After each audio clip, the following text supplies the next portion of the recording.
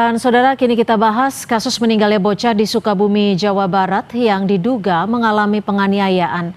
Kita bergabung dengan ibu kandung korban Lisnawati beserta kuasa hukumnya Krisna Murti serta Komisioner KPAI Diah Puspitareni. Selamat petang Ibu Lisnawati, Ibu Diah dan Pak Krisna, terima kasih sudah bergabung bersama kami di Kompas Petang. Sore. Selamat Sama-sama Mbak. Ya, selamat sore.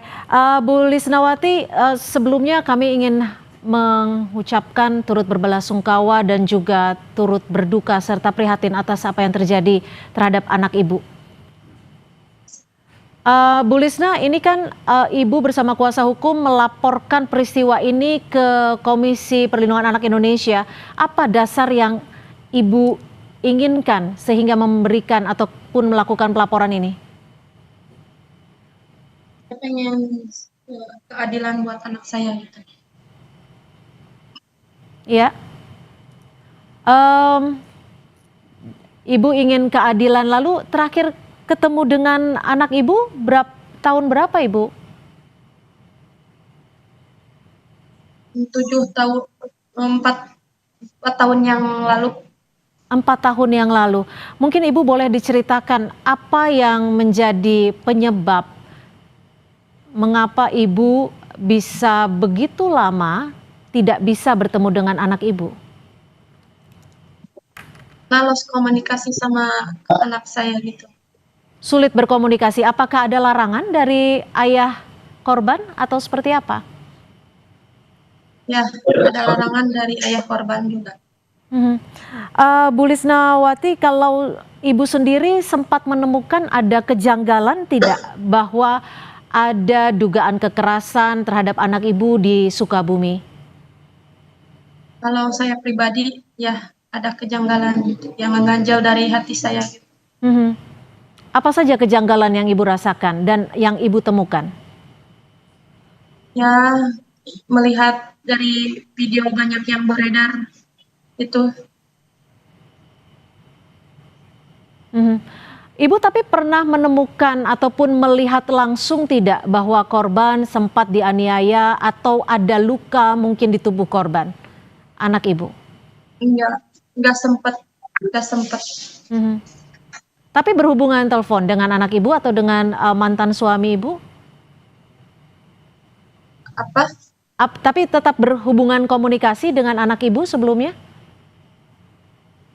Enggak pernah. Kalau hubungan ngontak sama mantan suami mah saya sering nanyain kabar, tapi susah gitu cara sama anak. Saat Ibu menanyakan kabar dari saudara-saudaranya, paling dari saudara-saudaranya kayak bibi-bibinya, paman-pamannya gitu. Saat Ibu menanyakan kondisi anak Ibu almarhum, apa yang diceritakan ataupun disampaikan oleh ayah korban? Tidak cerita apa-apa. Tidak cerita apa-apa. Baik, saya akan ke Pak Krisna. Pak Krisna, selaku kuasa hukumnya, dasar apa yang membuat kuasa hukum dan juga ibu kandung korban untuk melakukan pelaporan di KPAI dan apa respon dari KPAI? Kami melaporkan minta pendampingan dari KPAI sendiri karena kita minta atensinya karena besok pagi kita secara resmi akan melaporkan ke Polres Sukabumi sebagai korban. Karena kita akan mencari keadilan bukan hanya Ibu Lisnawati tapi juga untuk almarhum sendiri. Perlu saya jelaskan sedikit bahwa Ibu Lisnawati itu dengan bapaknya Nijam itu sudah bercerai dari semenjak dalam kandungan ya. 1 tahun ya. Udah 1 tahun. Udah lahir. Ya, udah lahir, kan terus mereka bercerai. Setelah bercerai, sempat diambil beberapa bulan oleh bapaknya Nizam, kemudian dianiayai oleh ibu tirinya yang lain, kan yang istri keberapanya, kan terus mendengar itu diambil oleh Ibu Lisna, diurus sampai 7 tahun. Kemudian karena anaknya si Raja ini, si Nijam ini ingin menjadi cita-citanya menjadi kiai, sehingga dimasukkan ke pesantren. Setelah dimasukkan ke pesantren, dari situ lost komunikasi. Tidak pernah lagi yang namanya Ibu Lisna bertemu dengan Nizam. Terakhir kalau 2023. Hak asuh ada di mana, Pak Krisna Murti? Kalau hak asuh terhadap Kenapa? hak asuh terhadap anak jatuh ada di mana? Nah, ini gini, perkawinan antara Ibu Nizam ya kan, dengan ayahnya Nizam itu perkawinan siri. Jadi perceraian itu tidak melalui proses pengadilan karena perkawinan mereka itu tidak tercatat, mereka berkawin siri. Tapi secara legalitas, ya kan, akte dan sebagainya itu atas nama Bu Lisna. Oke, baik. Saya akan mencoba ke Budia. Budia, melihat apa yang terjadi saat ini, korban meninggal dunia dan memang dugaannya mendapatkan penganiayaan dari Ibu Tiri dan sudah melaporkan ke KPAI. Apa respon dari KPAI terkait hal ini? Ya, yang pertama kami turut prihatin ya Ibu atas kejadian yang menimpa Ananda N, dan tentu saja kami berkewajiban untuk melakukan pendampingan. Tadi juga kami belum bisa menemui karena kami harus menyelesaikan kasus di Jogja. Tapi besok semoga kita bisa atur waktu untuk bertemu begitu karena besok sudah kembali ke Jakarta. Dan tentu saja kami hari ini sudah melakukan analisis kasus, Mbak, dan sudah dilimpahkan kepada saya. Terus kemudian kami melakukan kajian yang mungkin kami rencanakan hari Rabu untuk terjun langsung ke Sukabumi begitu. Nah, yang terpenting adalah yang pertama kami sangat prihatin ya, kejadian seperti ini termasuk dalam KDRT, Mbak. Kekerasan ya, dan KDRT ya, KDRT itu ada beberapa macam.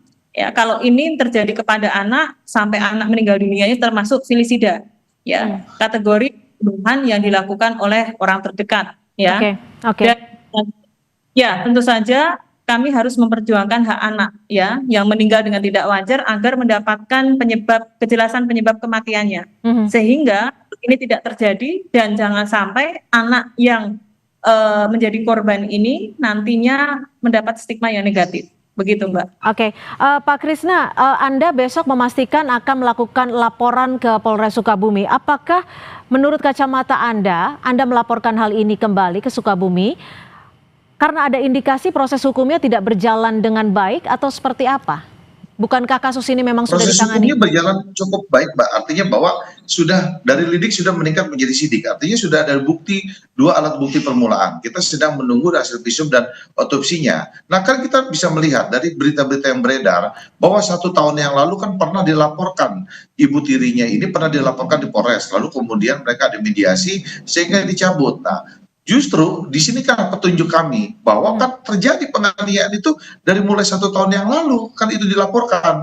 Artinya bahwa kita tidak menuduh pihak siapapun. Makanya karena kami juga baru terima kuasa tadi pagi jam 7 pagi tadi, kita terima kuasa bersama-sama dengan Ibu Mira dengan tim semua. Kita sekarang sedang mengumpulkan bukti karena kita banyak video-video yang kita dapat sebelum kematian itu. Ya kan, bahkan cerita-cerita saksi sedang kita kumpulkan bukti-bukti. Artinya bahwa apakah ada pihak-pihak yang sudah tahu kejadian ini melakukan pembiaran. Video-video ini didapat dari mana, Pak Krisna? Kita dapat beberapa video dari berbagai sumber yang kita dapatkan kejadian sebelum Nizam tuh kemarin dibawa ke rumah sakit. Jadi kita dapat tuh video-video gitu loh. Nah, jadi patut diduga kan ada pihak-pihak yang terkait di sini. Apakah secara bersama-sama ataukah kan dia melakukan pembiaran ataukah dia melakukan penelantaran. Nah, kita akan kaji sampai malam ini. Jadi besok yang akan kita laporkan secara berapa orang, baru kita akan putuskan besok pagi. Bu Lisnawati sendiri pernah tidak melihat ataupun mendapatkan video ini? Dan mungkin terakhir apa yang Ibu Lisna harapkan terkait dengan proses hukum dan upaya hukum yang saat ini sedang berjalan? Ya, pengen secara cepat diproses secara. Bagaimana Ibu? Kurang jelas suaranya? Pengen secepatnya diproses biar terungkap cepat. Kalau dari Ibu Lisnawati, dugaannya seperti apa, Bu, yang terjadi di rumah mantan suami Ibu dan juga Ibu sambung dari almarhum? Sempat pas di pemakaman lihat ada darah di pas jenazah almarhum juga. Tapi Ibu pernah melihat ataupun menumpukan bekas luka almarhum? menemukan bekas luka almarhum atau tidak? Enggak lihat. Enggak, karena kan setelah 4 tahun ketemu tuh Ya, jadi jenazah. karena cukup lama waktu tidak bertemu dengan almarhum ya. Baik, saya ke KPAI Bu Diah, kalau apa yang terjadi saat ini, respon cepat apa, langkah konkret apa yang setidaknya bisa dilakukan KPAI untuk mengawal kasus meninggalnya dugaan penganiayaan oleh Ibu Tiri? Sebenarnya sejak kami mendapatkan informasi 2 hari yang lalu, Mbak, kami langsung berkoordinasi dengan Polres, kemudian juga kami berkoordinasi dengan UPTD PPA setempat ya, dalam artian anak ini kan anak yang mendapatkan perlindungan khusus, ya. Kemudian kami harus memastikan sesuai dengan amanat Undang-Undang Perlindungan Anak Pasal 59A bahwa prosesnya itu harus cepat. Harus cepat di sini adalah proses dari mulai pelaporan, terus penyelidikan dan lain sebagainya. Dan kami juga koordinasi terkait dengan tuntutan, bahkan sudah sampai kami mintakan bahwa tuntutannya itu tidak hanya pelanggaran Undang-Undang Perlindungan Anak, tetapi tentunya bisa juga dilapiskan dengan Undang-Undang PKDRT, penghapusan kekerasan dalam rumah tangga. Dan alat bukti video itu sebenarnya sudah bisa dijadikan bukti ya Pak ya, Bapak Kuasa. Video itu sebenarnya sudah bisa dijadikan alat bukti. Mau bukti apa lagi, ya kan? Oke, visum itu juga bisa. Memang kalau membutuhkan otopsi, hasil otopsi itu paling tidak kan 2 minggu, Mbak. Tetapi visum aja.